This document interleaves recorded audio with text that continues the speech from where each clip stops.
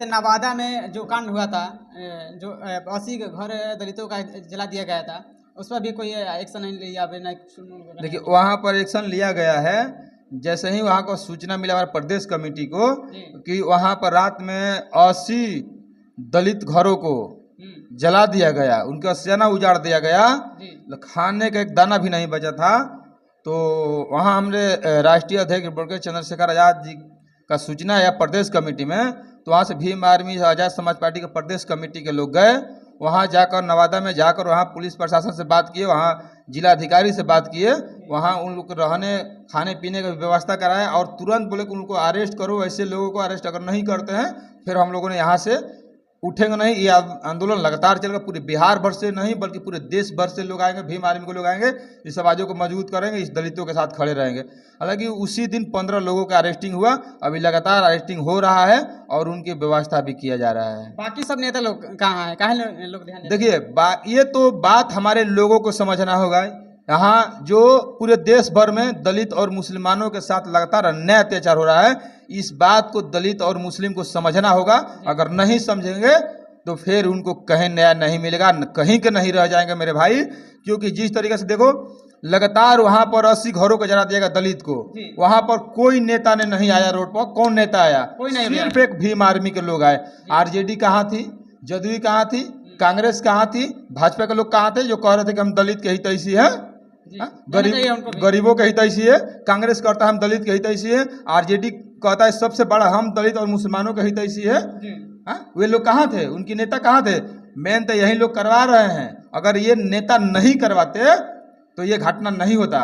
इसलिए इन लोगों पर ऐसा आरोप लगा रहा हूं कि आप विपक्ष में भी मजबूत हो और उनकी सरकार भी चल रही है। अगर वो चाहते कि नहीं दलित का सच में दलित के रक्षक है, दलित के हितैषी है, तो क्या दलितों को लगातार मारा पीटा जाता, हत्याएं होता, उसकी बहन बेटियों के साथ रेप होता, दलितों का सेना उजाड़ा जाता?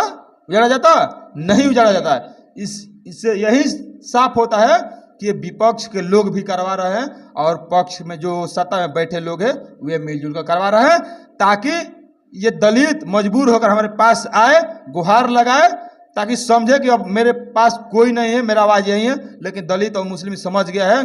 आरजेडी को विचार कि केवल वोट लेने के आरजेडी के लोग काम करते हैं, जदयू के लोग भी वोट लेने के काम करते हैं, कांग्रेस के लोग वोट लेने के काम करते हैं।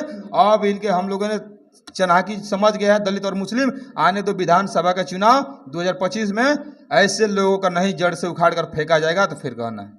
अच्छा, वहाँ पर नवादा में तो जमीनी विवाद था और लोग कहते थे कि ये दलित ही घर का जलाए। नंदू पासवान के आरोप लग रहा है। देखिए भाई, ये सदियों से हमारा ही लोगों से हमारा हत्या करवाने का काम करता है। हमारा ही लोगों के आगे करके हमारा हत्या करवाता है। ये नए बात नहीं है। ये सरकार के लोग हमारा अधिकार के बात हो तब, या संविधान के बात हो तब, या हमारे हत्या की बात हो तब हमारे ही लोग से करवाया जाता है।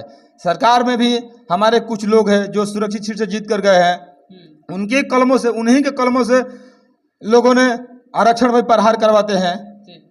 जो स्कॉलरशिप आता था उसको बंद करवाने का काम कौन किया? हमारे ही लोग से करवाया जा रहा है।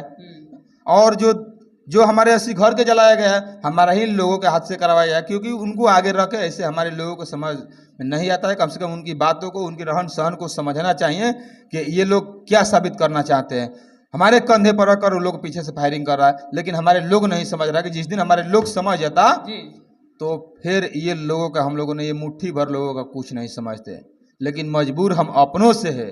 अगर अपना सही हो जाता फिर दूसरी की हिम्मत है कि जो हमारे ऊपर आंख दिखा दे, हमारे घर को उजाड़ दे, हमारे बहन बेटियों को इज्जत लूट ले। लेकिन हम तो अपने से परेशान हैं, हम अपने से दुखित है।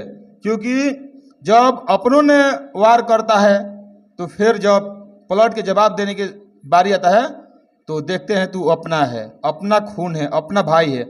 अगर उसके जवाब भी देंगे तो नुकसान किसका होगा? अपना होगा, अपना ही होगा।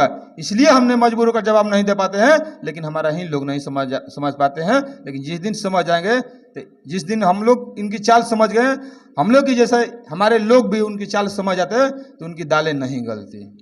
चलिए, आप लोग कमेंट कीजिएगा भाई के साथ जो भी इंटरव्यू कैसा लगा आप लोग जरूर कमेंट कीजिएगा। चलिए मिलते हैं अगली वीडियो के साथ, तब तक इतना ही, धन्यवाद।